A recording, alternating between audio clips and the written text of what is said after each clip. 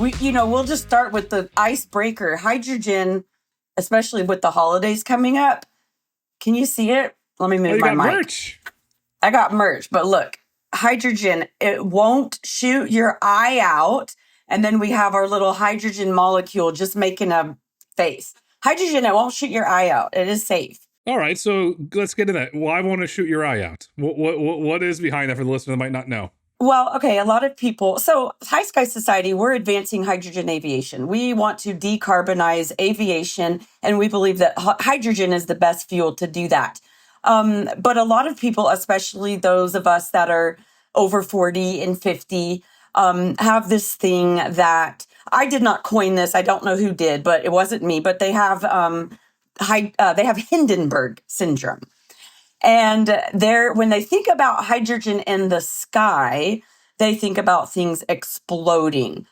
We flew with hydrogen many times before the Hindenburg, and we've flown with hydrogen many times after the Hindenburg. What was so unique about the Hindenburg incident was it happened to be caught on video. So it went viral, even before viral was a thing. And there were also flammable skins on it. I mean, there were all sorts of things wrong with that mission and that flight. And hydrogen really got blamed for it, and it wasn't hydrogen's fault. So I'm not going to say that hydrogen isn't flammable, but it's just as safe as any other fuel that we use in aviation. So did the Hindenburg syndrome get accelerated because of Robert Plant and Jimmy Page when they put it on the Zeppelin album cover, and then wow, look at this. Would that accelerate it? Yeah, definitely. And there was actually, what, I would call like a smear campaign and misinformation that blamed hydrogen. I have 2 books on unveiling like what really happened in that flight. There was some, propaganda by industries that would not benefit from hydrogen being utilized in aviation. There are a few documentaries, some are free on YouTube. So if you dig into it, it's very interesting, especially if you kind of have like a conspiracy theorist mind. It was a real conspiracy that they did to blame hydrogen, and the audio from the actual video footage was added in. So the people that were in absolute fear and everything, it was added in. Where does your passion for hydrogen come? Because there's different forms of propulsion. You have a battery with jet fuel. You do all sorts of things, but you have this clear passion for hydrogen. Where's that come from? Yeah, so that's such a great question. The first design project that I ever worked on as an aerospace engineer was a high altitude UAV that needed to be aloft for at least 24 hours. And it was like kind of like a low Earth satellite type of thing. Think like your Zephyr, like glider, very big wingspan. And it could not have any emissions.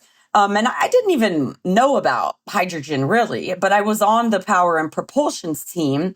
And so there was nothing off limits. We had freedom to do everything we wanted. So we couldn't have any carbon emissions. There was no really supporting infrastructure. So we started with batteries and ruled those out pretty quickly because they were just so heavy. And we looked at helium. We had this humongous spreadsheet and we did like a SWOT analysis. And we just swap analysis. And I forget what that stands for, but I know P is power. But anyway, so we went through all that, and we had probably 100 different types of fuels and, propulsion systems.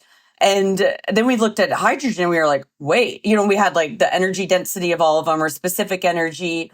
They're just comparing all of their values. And we were like, this one actually is abnormally high. And so, then we saw that, okay, we do need a little bit more space to store it. And then we looked at, has anybody ever used it before successfully? And we found, I think it was Boeing, I want to say Phantom Eye, don't quote me on that. But we looked at the tank they used, which was like spherical. And so we implemented that. So that was my first time. And that was over a decade ago. And I didn't even really know that hydrogen could be the sustainable zero emission fuel.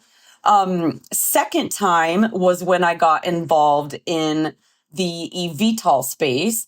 And we were looking at electric flight and extending the range. And I guess in any space where you're trying to have zero emission long range flight, the math and the engineering, it's going to lead you to hydrogen. It will lead you there every time. And so that was the second time. And then the third time, it happened again in designing a sustainable trainer aircraft that was all electric that had to be able to go about 300 miles. So 3 times in my engineering career, the math it converged to hydrogen. So I believe in it until somebody shows me math that proves something better. That's the way to go.